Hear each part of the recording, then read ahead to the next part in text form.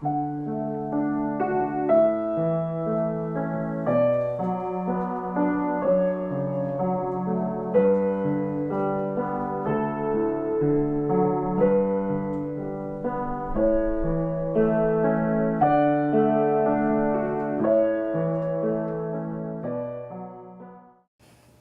livre de la Genèse.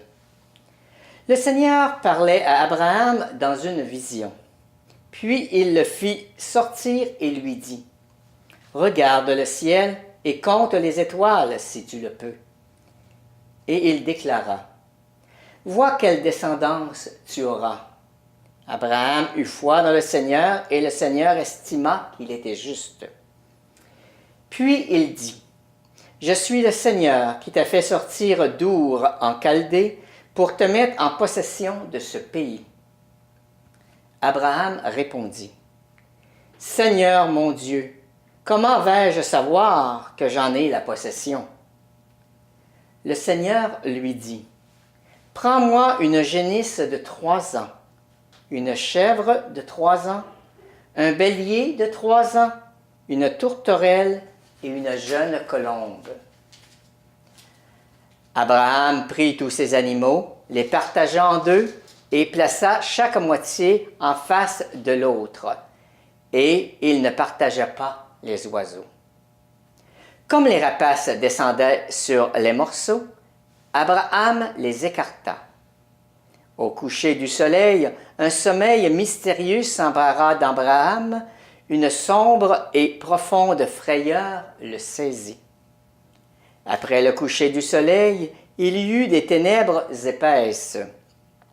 Alors un brasier fumant, une torche enflammée, passèrent entre les quartiers d'animaux. Ce jour-là, le Seigneur conclut une alliance avec Abraham en ces termes. « À tes descendances, je donne le pays que voici. » De la lettre de saint Paul apôtre aux Philippiens. Prenez-moi tous comme modèle et regardez bien ceux qui vivent selon l'exemple que nous vous donnons. Car je vous l'ai souvent dit, et maintenant je leur ai dit en pleurant. Beaucoup de gens vivent en ennemis de la croix du Christ. Ils vont tous à leur perte. Leur Dieu, c'est leur ventre, et ils mettent leur gloire dans ce qui fait leur honte. Ils ne tendent que vers les choses de la terre.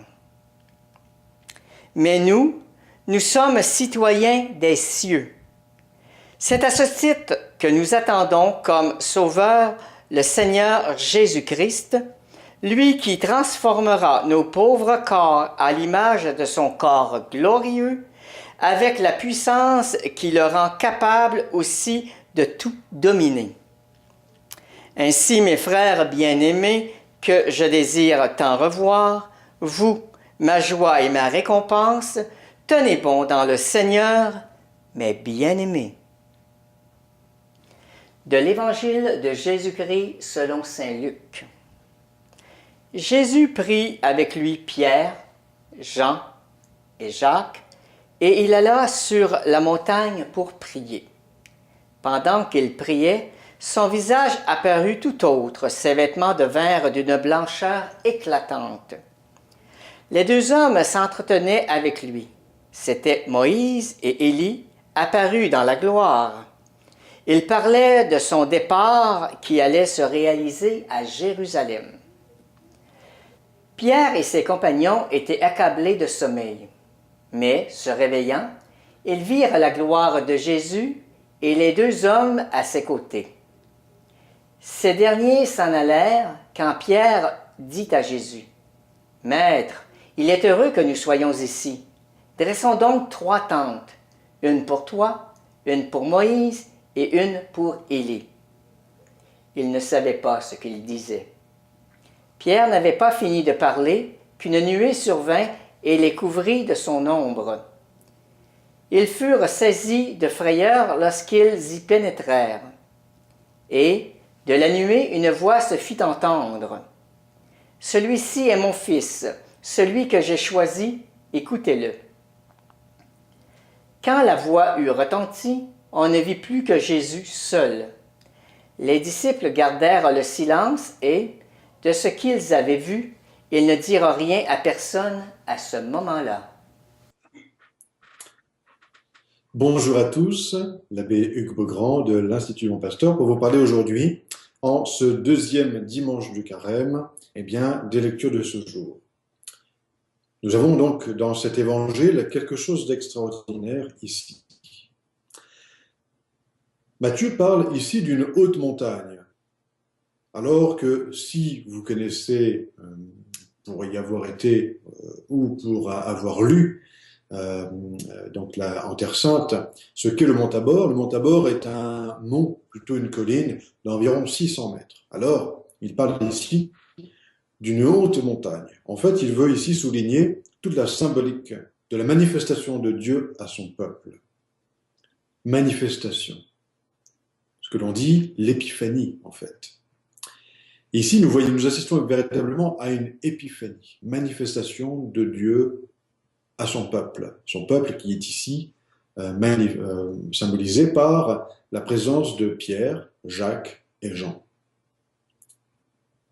Depuis toujours, d'Abraham à aujourd'hui, Dieu a toujours voulu se faire connaître aux hommes. Il a toujours voulu se manifester aux hommes, se donner aux hommes, pour montrer qui il est. Et le Christ est véritablement celui qui vient nous montrer qui est le Père. Le Père et moi, nous sommes un. Qui me voit, voit le Père. C'est une manifestation. Et quelle est cette manifestation, si ce n'est la manifestation de l'amour? Dieu est amour. Dieu n'est pas cruel, ou il n'est pas celui qui désire voir les sacrifices, voir le sang couler.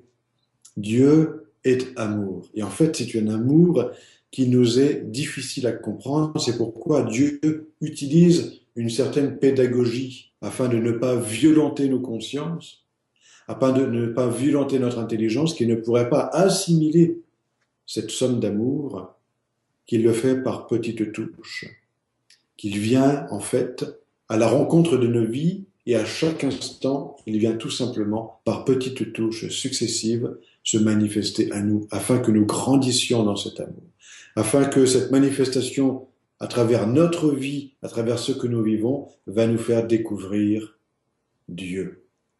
Dans le psaume d'aujourd'hui, le psaume 27, il est dit « Cherchez ma face ».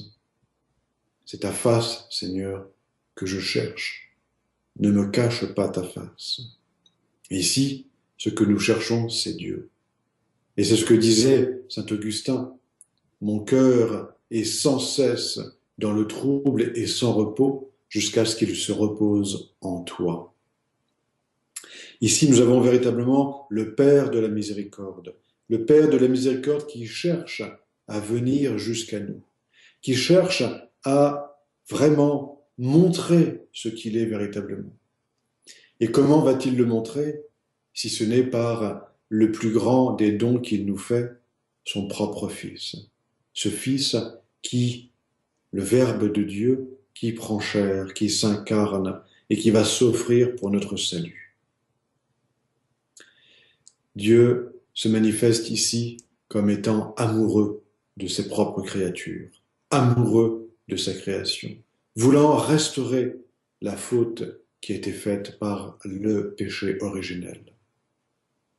Et cette manifestation de l'amour que nous voyons aujourd'hui, est une force d'espérance. Pourquoi le Christ veut emmener 3 de ses disciples sur cette haute montagne? Pourquoi veut-il les éloigner et lui dire « Venez, élevons-nous » afin que nous puissions nous reposer. Car ici, il s'agit de repos en Dieu. Il y a cette présence de Moïse et de Élie également pour faire cette union entre l'ancienne loi et ce qui se vit aujourd'hui. Pour montrer véritablement que le Dieu de l'Ancien Testament n'est pas différent du Dieu du Nouveau Testament. C'est le même Dieu, Ce même Dieu qui a voulu manifester progressivement son amour, qui a voulu justement manifester par petites touches qui il est, le Père des miséricordes. Il est dit dans l'Évangile qu'ils ont gravi la montagne pour prier. Et ce temps du carême est véritablement un temps où le Christ nous emmène au désert, afin de pouvoir nous parler, afin de faire cette épiphanie de son amour, dans le silence de nos vies, dans le silence et la pénitence que nous avons choisie. La pénitence qui revêt différentes formes. La pénitence qui n'est pas seulement une privation de nourriture, qui ne serait qu'une partie de ce que l'Église veut nous montrer pour faire pénitence, mais il y a aussi les œuvres spirituelles. Les œuvres spirituelles à travers lesquelles je vais pouvoir, en les faisant, en les exerçant, comprendre la miséricorde de Dieu. Comprendre, eh bien, qu'en aidant mon prochain, en donnant à manger aux affamés, en nourrissant et en donnant à boire à ceux qui ont soif, en donnant des vêtements à ceux qui ont besoin de vêtements, mais aussi en écoutant ceux qui sont tristes, en corrigeant ceux qui sont égarés, en enseignant ceux qui sont ignorants. Nous montrons quelque chose de la miséricorde de Dieu, ce Dieu qui veut se faire connaître par son amour, justement. L'amour est diffusif de soi. L'amour, c'est justement cela. J'en veux pour preuve que lorsque nous sommes amoureux, nous voulons le crier à toute la terre. Nous voulions crier cet amour que nous avons envers l'être aimé. Il en est de même avec les disciples, il en est de même avec les prêtres, qui eux sont des amoureux de l'Église et qui veulent crier cet amour à leurs fidèles afin qu'ils puissent ensemble progresser vers Dieu et monter dans cette montagne. Monter afin que nous soyons, eh bien, à contempler la face de Dieu. Je ne sais pas si vous connaissez cette œuvre, mais l'œuvre de l'opéra Roland de Lully, où il y a la fée qui chante ceci, et ça m'a toujours frappé, justement. Je vous cite, « C'est l'amour qui nous menace, que de cœurs sont en danger. Quelque mot que l'amour fasse, on ne peut s'en dégager. Il revient quand on le chasse, il se plaît à se venger. » Tous ces mots ici exprimés de manière tragique, de manière négative, on peut comprendre qu'il est dur de résister à l'amour. Parce que nous sommes menacés par l'amour. Tous les cœurs sont en danger. Tous les cœurs ne pourront pas résister à cet amour. On ne peut pas se dégager de lui. Il revient même quand on le chasse. Et l'amour est vengeur. Alors, utiliser des mots forts, qui sont un peu contradictoires, en fait, nous fait comprendre, eh bien, que c'est cela, l'amour. Qu'il est difficile de résister, il est facile d'aimer, mais difficile de haïr. Et que ceux qui haïssent, ceux qui ne sont pas charitables, en fait, doivent mettre en place un certain nombre de mécanismes, un certain nombre d'actes, de paroles, de choses qui sont difficiles à exprimer, difficiles à faire, alors qu'il est facile d'aimer, alors qu'il est facile, tout simplement, eh bien, de laisser l'amour nous pénétrer. Car, eh bien, le Seigneur est lent à la colère. Le Seigneur pardonne sans cesse à celui qui demande pardon. Comme le dit le psaume, le Seigneur est le rempart de ma vie, devant qui tremblerai-je? Je n'ai rien à craindre, car Dieu est avec moi, Dieu est de mon côté, c'est lui qui va véritablement se donner à moi, celui dont je cherche la face, celui qui va se montrer à moi. Dieu est sorti de lui-même. Dieu est sorti pour aller à la rencontre de l'humanité, pour une seule chose, montrer son amour, montrer l'amour qu'il a envers ses créatures. Il nous a créés libres, libres d'aimer, car c'est ça le véritable exercice de la liberté. Aimer. Je suis libre pour aimer. Je suis libre pour dire à chaque seconde, Seigneur, je vous aime. Seigneur, je vous recherche dans ma vie. C'est pourquoi, Seigneur, je vous accompagne et je monte avec vous dans cette haute montagne, afin que je puisse vous voir, afin que je puisse être transformé par la vision, afin que vous soyez mon espérance, que je sois fort, non pas de moi-même, mais parce que c'est vous qui me fortifiez, c'est vous qui me donnez le courage, c'est vous qui me donnez cette espérance. Dieu a créé cette union amoureuse entre lui et les hommes. Et cette union amoureuse, où existe-t-elle, pardon? Eh bien, dans son Fils. Vrai Dieu et vrai homme. C'est lui ce point, ce trait d'union entre Dieu et l'homme. Celui qui est parfaitement homme, parfaitement Dieu. C'est la plus grande preuve d'amour de Dieu. C'est la plus grande preuve d'amour qu'un Dieu puisse nous faire. Comment pouvons-nous vivre? Eh bien, l'homme Dieu, Jésus, se cache au quotidien. Quand il était sur cette vie terrestre, nous ne l'avons pas vu avec une gloire, avec le visage resplendissant. Non, il apparaissait comme un homme. C'est-à-dire qu'il se cachait.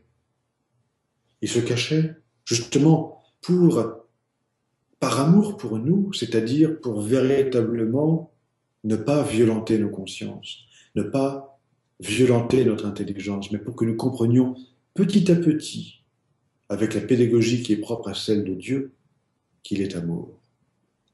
Oui. Et il a voulu montrer cette gloire qu'il a à 3 de ses disciples, les 3 disciples privilégiés. Pierre, celui qu'il a choisi pour être le premier pape, le chef de l'Église, son vicaire. Jacques et Jean, les fils de Zébédée. Jean, son préféré. Reverront-ils cela avant longtemps? Non. En fait, cette manifestation qu'ils reçoivent aujourd'hui de voir le Christ dans sa gloire, c'est aussi pour qu'ils se rappellent, lorsque la passion arrivera, ce qu'ils ont vu au mont Tabor, afin qu'ils ne soient pas effrayés, qu'ils soient véritablement dans cette espérance, qu'ils soient forts et qu'ils prennent courage et qu'ils espèrent en le Seigneur avec le souvenir de ce qu'ils ont vécu sur le mont Tabor. Cette gloire qu'ils reverront à sa résurrection. Afin aussi que ce soit un signe d'espérance pour nous, la nature déchue par le péché originel avec laquelle nous vivons aujourd'hui, même régénérée par l'eau du baptême, nous avons toujours ces petits défauts. Et alors, eh bien, c'est pour que nous ne perdions pas courage, parce que cette gloire dont nous aussi nous sommes les témoins à travers cet évangile, eh bien, c'est aussi cela que nous allons vivre à la résurrection. C'est aussi cela que Dieu veut restaurer dans nos vies. En venant à nous, se montrant amour, le Père des miséricordes veut que nous voyions l'exemple du Christ, car voilà la récompense finale. Voilà en fait ce que Dieu veut montrer à l'homme, cet amour. Il mène son œuvre jusqu'au bout, malgré les difficultés, malgré tous les obstacles que nous pouvons mettre. L'amour de Dieu est plus fort que toutes ces difficultés, que tous ces obstacles. L'amour sera toujours vainqueur. Dieu seul sauve par son Fils. C'est lui qui a vaincu le monde. Voilà pourquoi, eh bien, saint Paul nous exhorte en disant « Imitez-moi ». Regardez bien ceux qui se conduisent selon l'exemple que nous vous donnons. Il y a des gens qui pleurent, il y a des gens qui, eh bien, se comportent mal. Mais nous avons cette espérance. Car nous Nous ne sommes pas citoyens de cette terre, comme le dit saint Paul dans cette épître aux Philippiens. Nous sommes les citoyens du ciel. Peu importe sur quelque partie du monde que nous vivions, nous sommes tous des citoyens du ciel. Voilà pourquoi nous sommes droits et que nous avons la possibilité de lever la tête et de regarder vers le ciel, notre patrie. C'est celle vers laquelle nous marchons, celle vers laquelle, eh bien, nous serons transformés dans nos propres corps. Voilà pourquoi, eh bien, nous sommes aussi, c'est lui qui va transformer nos corps misérables à cette image du corps glorieux que nous avons vu. Nous serons tous un jour, eh bien, avec le bon Dieu, si nous demandons pardon, si nous demandons cette miséricorde que Dieu nous offre à chaque instant, si nous sommes véritablement des aimants de Dieu, amoureux de Dieu. Quand j'aime, je fais un effort particulier pour plaire à celui que j'aime. Si j'aime le bon Dieu, et si j'utilise cette liberté qu'il m'a donnée, c'est justement eh bien, pour essayer de lui faire plaisir à chaque instant de ma vie. C'est-à-dire en acceptant la croix qu'il m'a donnée, en acceptant eh bien, tous ces sacrifices qui me sont offerts à travers la journée comme étant des preuves d'amour, comme étant eh bien, cette vérification de l'amour que j'ai envers le bon Dieu. C'est cela les épreuves. Elles nous sont là tout simplement pour vérifier si nous sommes capables d'aimer le bon Dieu. Lui qui nous a d'abord aimés avant que nous l'aimions. Lui qui est le rempart de ma vie. Je n'ai rien à craindre. Je n'ai rien à craindre du monde qui pourrait en vouloir à ma vie. Je n'ai rien à craindre des tentations qui pourraient venir autour de moi, car je me sais aimer. Et je sais que si, malheureusement, je viens à tomber, je pourrais trouver un secours dans le Seigneur, et que si je demande pardon, la miséricorde me sera offerte par Dieu. Dieu a voulu me manifester par cet événement, cet amour. Alors nous avons, nous, comment pourrons-nous rendre cet amour au bon Dieu? Je crois que nous sommes nous vivons l'année de la miséricorde, c'est-à-dire que c'est cette volonté du pape François de nous faire comprendre et j'ai exactement ce qu'est cette pédagogie de l'amour de Dieu. Dieu est le Père des miséricordes. Alors, si Dieu est le Père des miséricordes, comment vais-je faire pour pouvoir lui plaire? Eh bien, je dois monter aussi sur cette haute montagne avec lui. Et alors, je dois accepter les pénitences et faire des pénitences. Vous savez, les pénitences ne sont pas forcément les grandes choses que l'on inscrirait sur une liste le premier jour du carême et qui, malheureusement, après une semaine, nous serions en passe de les abandonner parce qu'elles étaient trop dures. Non. Comme pénitence, eh bien, si nous faisions une seule chose, et une seule, c'est de faire tout ce que je dois faire au quotidien d'une manière meilleure. Ma prière du matin, ma prière du soir, prier l'Angélus 3 fois par jour, bénir le repas, rendre grâce après le repas, dire mon chapelet. Tout cela, je vais le faire de meilleur. Et puis renoncer peut-être aussi à quelques plaisirs culinaires, à quelques plaisirs eh bien, dans les repas que je prends chaque jour, en renonçant à salé, en renonçant à sucré. Et puis faire des œuvres de miséricorde. Aider spirituellement ceux qui en ont besoin, c'est-à-dire eh bien, apporter une écoute attentive à ceux qui sont tristes, encourager ceux qui ont besoin d'être encouragés, enseigner, c'est-à-dire participer à une activité catéchétique, ou apporter un éclaircissement à ceux qui ne comprennent pas véritablement la doctrine. Également, nourrir ceux qui sont affamés. Également, prier pour ceux qui sont autour de moi. Prier pour eh bien, le Saint-Père, le pape François, pour mon évêque, pour mon pasteur, pour mes frères qui vivent dans la même communauté que moi. Prier pour ceux avec lesquels je travaille chaque jour, afin qu'ils rencontrent le Père des miséricordes, afin qu'ils rencontrent Dieu, afin qu'ils écoutent la parole de mon propre cœur. Cherchez la face de Dieu. C'est votre face, Seigneur, que je cherche.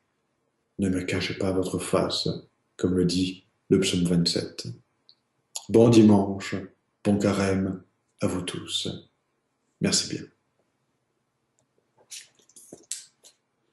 Voilà.